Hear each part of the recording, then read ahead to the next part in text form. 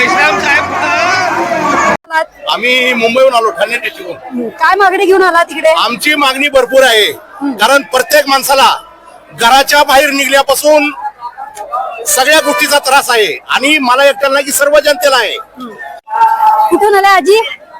परभणीहून. परभणीहून. कशासाठी आलात? बाबासाहेबासाठी. बाबासाहेबासाठी काय मागणी घेऊन आलात? मागणी होय मोर्चाची. मोर्चाची मागणी. काय चालू आहे देशात, काय समजते तुम्हाला? आम्हाला समजत नाही, म्हाताऱ्याला काय समजत नाही. नाही म्हणजे कोणी चाल म्हटलं की तुम्ही स्वतःच्या मनाने आला तिकडे? स्वतःच्या मनाने आला. स्वतःच्या मनाने चालत आम्ही. अच्छा, पण काय काय जाणवते तुम्हाला तुमच्या काळात ना आता काळात? काय फरक जाणवत आहे तुम्हाला? आताच्या काळातलं पहिला काही नव्हतं ना, वाहन काही नव्हते, आता वाहन झाले. आता वाहन झाले, पण आता आता आता मला सांगा, हे सरकार तुम्हाला त्रास देते की शांत ठेवत आहे? काय मागणी घेऊन आला तुम्ही इकडे? सरकार काय देणार आहे आम्हाला? काही देणार नाही सरकार. तुम्हाला असं वाटतंय तुमच्यावर अन्याय होत आहे? अन्याय होत आहे? तुम्ही कुठून आल्यात आजी? तुम्ही पण परभणीवरून आल्यात? आम्ही एवढे आहे, परभणीचेच आहे. तुम्ही सगळ्या परभणीचे आहे? अच्छा, मला एक सांगा, आता तुम्हाला काय जाणवतंय? काय जाणवतं? काय बदल झाला पाहिजे? बोलणारा कोण आजी? आपला हे झाला पाहिजे, इजी झाला पाहिजे. आपला इजी आहे, आपला विषय क्लिअर झाला पाहिजे. आपला बाबासाहेब विजय झाला पाहिजे, आपला विजय झाला पाहिजे असं आजीचं म्हणणं पाहिजे. हा, विजय मिळालं पाहिजे. म्हाताऱ्या अच्छा अच्छा, जय बाबासाहेबांचा विजय करा. बाबासाहेबांचा विजय. इतका लेकर आमचे लेकर कामच करायला लागले. बाबासाहेबांसाठी आम्ही काहीतरी आमचं बघावं ना. वरच्या सरकारला संविधान बघलं पाहिजे. संविधान. तुम्ही या आजी ज्या आहे ह्या संविधानाची मागणी घेऊन आलेल्या आहेत आणि इथे तुम्ही बघू शकता या म्हाताऱ्यांना, आजींना सुद्धा बाबासाहेबांविषयी इतकं प्रेम आहे की त्या म्हणतात आहे की आमच्या बाबासाहेबांचा विजय झाला पाहिजे. आपण आता एक त्यांच्याशी बोलूयात. मॅडम, दोन शब्द बोला, सांगाल काय मागणी घेऊन आला तुम्ही इकडे? पहा, आमच्या मागण्या, आम्ही राहतो जंगलामध्ये.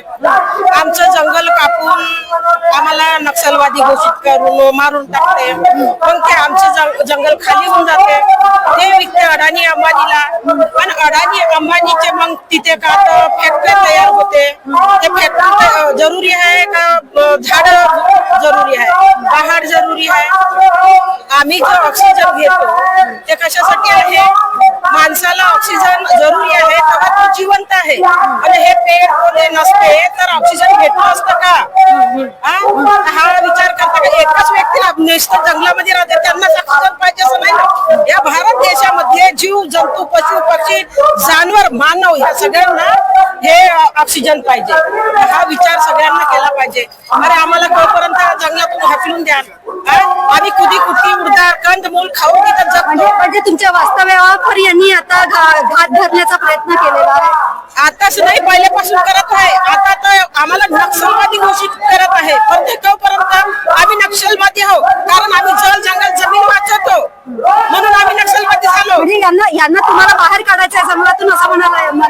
यांचं प्लॅन हे असं आहे की आमचे जे पहाड आहे तिथं सोनं आहे, चांदी आहे, हिरे आहे, मोती आहे, एवढं खनिज आहे तिथं. ते यांना शोध करायला जातात तिथं आमच्या पहाडी एरियामध्ये. यांना पता चालते का तिथं खूप मोठं खनिज आहे, तर त्या आदिवासींना मारून टाकते, तिथून जंगलातून बाहेर काढून टाकते आणि ते मग अडाणी अंबानीला विकते. आता तुमचा लढा कसा सुरू आहे तिकडे आदिवासी भागामध्ये? आम्ही बंदूक उचलत नाही, आम्ही जंगलाची हिफाजत करतो, सुरक्षा करतो त्यांची. तर हे सुरक्षा आम्ही करतो ना, सगळ्यांना केली पाहिजे ना.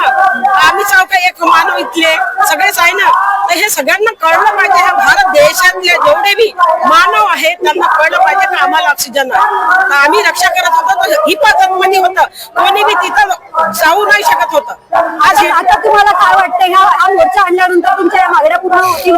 नक्कीच होणार, नक्कीच होणार. झालं पाहिजे, कारण आजपर्यंत आम्ही हमारी मांगे पुरी करो आम्ही रोडवर उतरतो, आम्ही धरणं आंदोलन प्रदर्शन करतो. आजपर्यंत आमच्या मागण्या पूर्ण झाल्या का? फक्त आम्हाला आश्वासन देण्यात आलं आहे. अमलमधून आजपर्यंत आला का? आता एवढा मोठा पूर्ण भारतचे लोक, SC ST OBC शीख ईसाई मुस्लिम सगळेच आले आहे का नाही? तर यांना हे जागृत झाले आहे, यांना माहित आहे का आमच्या मागण्या हे सगळ्यांसाठी आहे, म्हणून इथं आले आहे.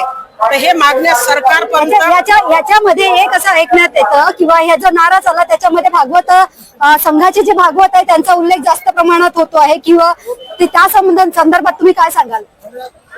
पहा, इथूनच सुरू झालं. हे नागपूर मेन आहे बरं, जड म्हणते ना ज्याला, हे जड आहे पूर्ण. आज भारत देश मध्ये RSS जे चालत आहे, तर मेन कुठं आहे आता? जसा समज झाले आला का 22 तारखेचा इथं मोर्चा होणार आहे, हल्ला होणार आहे, तर तुम्हाला फोन येते का बाबा RSSचा ते का हेड कास्ट उडवणार आहे. तर भाई आज एवढ्या वर्षापासून नाही उडवलं आणि जसा मोर्चाचं माहित झालं तुमचं हेड कास्ट उडवणार आहे. म्हणजे युनिटी पाहून भागवत इथून पळून गेले असं म्हणायला का? म्हणजे काय हे आम जनता चिवते आहे, शेंडीवाली समजले का आम चिवतेले? यांना काय अक्कल नाही समजलं, चिकले सवरले सगळे समजले. आणि यांनी आता जिथं जेवढे पोलीस इथं नाही ना तिथं बंद बसला आहे. काय कारण आहे तिथं? असं कोणतं गाठपुडे गाडलं आहे हो तिथं? काय उडवणार आहे? आणि कोण उडवणार आहे? आतंकवादी कुठून येणार आहे? ते उडवलं आतंकवादीला काय मतलब आहे ते उडवायचं? तुम्हाला भागवत घाबरतात असं म्हणायचं एका शब्दात?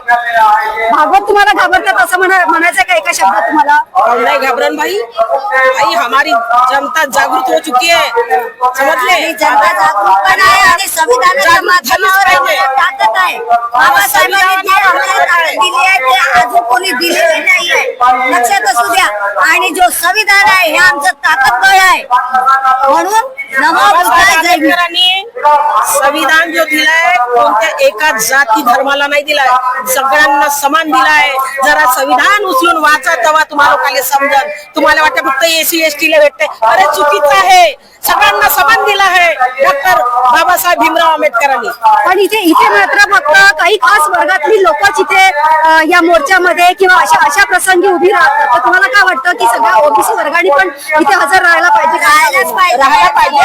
आज आले बी आहे OBC, SC ST, मुस्लिम सगळे समुदायाचे इथं उपस्थित झाले आहे आणि मला खूप अभिमान आहे. असेच आपली एकता दाखवली पाहिजे. आणि सगळे इथे आलेले आहे आमचे बंधू आणि भगिनींनो. इतका वेळ यांनी घातलेला आहे. दिल्ली हर महाराष्ट्रातून इथे पब्लिक आलेला आहे आणि हा जो न्याय आहे हा आम्हाला नक्कीच मिळणार, 100% मिळणार. नमो बुद्धाय जय भीम. संवैधानिक मूलभूत अधिकारों के उल्लंघन करने के लिए